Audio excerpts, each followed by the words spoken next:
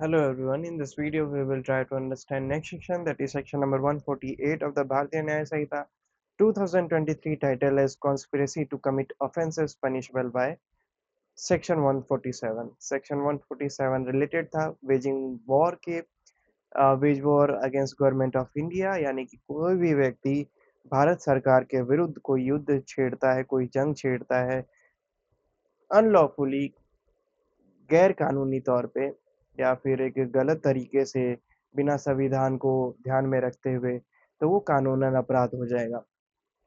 अब section 148 section 147 से relevant है। सेक्शन 147 कहता है कि veg war against government of India तो ऑफेंस है ही है, लेकिन उसके अलावा कोई साजिश रचता है वेज वॉर करने की, यानी कि भारत सरकार के विरुद्ध युद्ध लड़ने की या जंग छेड़ने की, तो वो भी स्वयं में एक अपराध है।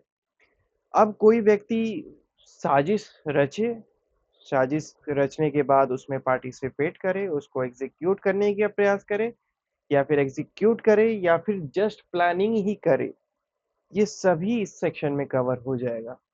ठीक है, तो चाहे प्लानिंग कीजिए या फिर आप एग्जीक्यूट कीजिए, ये सब इस सेक्शन 148 में कवर अप हो जाएगा। अब इसका प्रोविजन देखते हैं। हुएवर विद इन और without and beyond India, this means यहाँ पे दो टर्म आपको नजर आएंगे, तीन नहीं आएंगे, दो आएंगे। विद इन एक, एंड विदाउट एंड बियॉन्ड ये दूसरा टर्म है।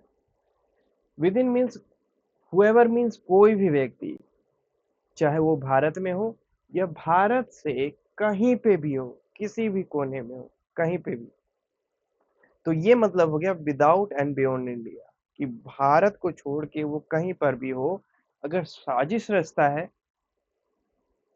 To commit any offence punishable by section 147, एक ऐसे अपराध को करने के लिए जो पनिशेबल है सेक्शन 147 के अकॉर्डिंग, जो कि बात करता है वेजिंग ऑफ वॉर की, और कॉन्स्पायर्स टू ओवरऑल, या फिर साजिश रचता है भारत सरकार को दबाने की, धमकाने की, या फिर भारत सरकार को अपने पद छोड़ने पर मजबूर करने की, उनको पद छोड़ने के लिए प्रेशर बनाने की, गलत तरीके से फोर्स का यूज करते हुए, राइट का यूज करते हुए, हमला करते हुए, bye means of criminal force, जो मैंने बताया कि एक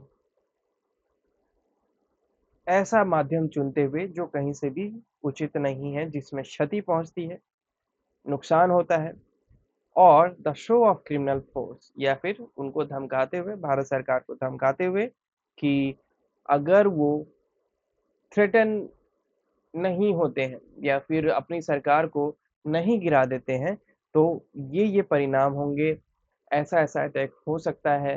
वो अटैक दिखाते भी हैं, शो भी करते हैं, ताकि भारत सरकार पे दबाव बनाया जा सके। अब भारत सरकार यहाँ पे कोई भी मान कोई भी हो सकती है, चाहे सेंट्रल हो या फिर स्टेट हो। ठीक है, ये दोनों ही गवर्नमेंट है। अब इन दोनों ही गवर्नमेंट में अगर आप प्रेशर बनाने की कोशिश करते हैं, तो वहां की सरकार जो है आपको इस सेक्शन के अकॉर्डिंग पनिश कर सकती है। कब? जब आप साजिश रचते हैं उस सरकार को डराने की, धमकाने की, उन पर प्रेशर बनाने की, एक गलत रास्ता यूज करते हुए, गलत माध्यम यूज करते हुए, जो कि क्रिमिनल फोर्स जिसमें इंक्लूड है। तो ऐसी परिस्थिति में कोई भी व्यक्ति ऐसा करता है, तो that person shall be punished with imprisonment for life, तो उस व्यक्ति को आजीवन कारावास की सजा होगी। या फिर हो सकता है फैक्ट्स को ध्यान में रखते हुए कोर्ट क्या करे, इम्प्रिजनमेंट ऑफ ईदर डिस्क्रिप्शन विच में एक्सटेंड टू 10 years, यानी कि उसको 10 साल तक की भी सजा हो सकती है, 10 या 10 से कम साल की सजा हो सकती है, लेकिन डिपेंड करता है केस के फैक्ट्स पे। इसके अलावा कोर्ट के पास इतनी भी पावर है कि वो चाहे तो उस व्यक्ति को लाइफ इम्प्रिजनमेंट की सजा दे दे। इसी के साथ साथ पनिशमेंट वो कोई भी दे, लाइफ इम्प्रिजनमेंट की दे दे, या फिर 10 या 10 साल से कम की दे। इसके अलावा उस व्यक्ति को, उस अपराधी को फाइन भी पे करना पड़ेगा, जो कोर्ट उस पर इम्पोज करेगा। एक्सप्लेनेशन कहता है टू कॉन्स्टिट्यूट अ कॉन्स्पिरेसी, अगर कोई साजिश रचता है इस सेक्शन के अंडर में, मतलब इस अपराध के लिए, तो इससे फर्क नहीं पड़ेगा कि उसने वो एक्ट किया या फिर उसने कोई ऐसा काम नहीं किया जो उसे करना चाहिए था कानूनन रूप से। उसने इसलिए नहीं किया ताकि कॉन्स्पिरेसी को आगे बढ़ाया जा सके, तो इससे फर्क नहीं पड़ता। उसका मात्र सोच लेना, उसका मात्र प्लान कर लेना, उसका मात्र प्लान करना दूसरे लोगों के साथ मिलके उसको एलिजिबल बना देता है इस अपराध की पनिशमेंट के लिए, इस ऑफेंस की पनिशमेंट के लिए, जिसके अंडर उसको लाइफ इम्प्रिजनमेंट या फिर 10 इयर्स तक की इम्प्रिजनमेंट हो सकती है, साथ ही साथ उसको फाइन भी पे करना पड़ेगा। ठीक है, फिर से रिवाइज करवा दूं तो सेक्शन 148 रिलेटेड है सेक्शन 147 के। सेक्शन 147 बात करता है veg war against government of India. Confirm करना चाहें तो कंफर्म कर सकते हैं।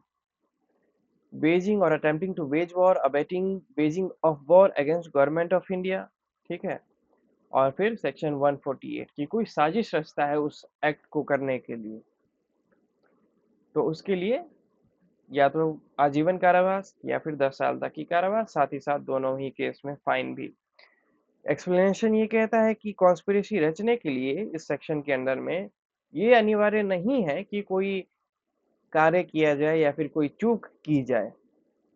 उस कॉन्स्पिरेसी के तहत, उस साजिश के तहत उस व्यक्ति का मात्र सोच लेना और सरकार को पता लग जाना, ये प्रूफ हो जाना कोर्ट के सामने कि उसने ऐसा सोचा था, ऐसी प्लानिंग चल रही थी, सफिशिएंट होगा उसको एलिजिबल बनाने के लिए इस सेक्शन में। तो इसको रीड आउट करके क्लोजर दे देते हैं। What section 148 says conspiracy to commit offences punishable by section 147.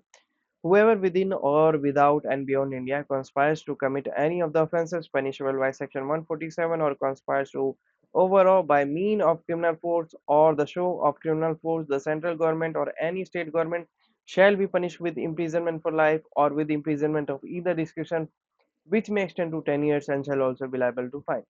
Explanation says to constitute a conspiracy under this section, it is not necessary that any act or illegal omission shall take place in pursuance thereof.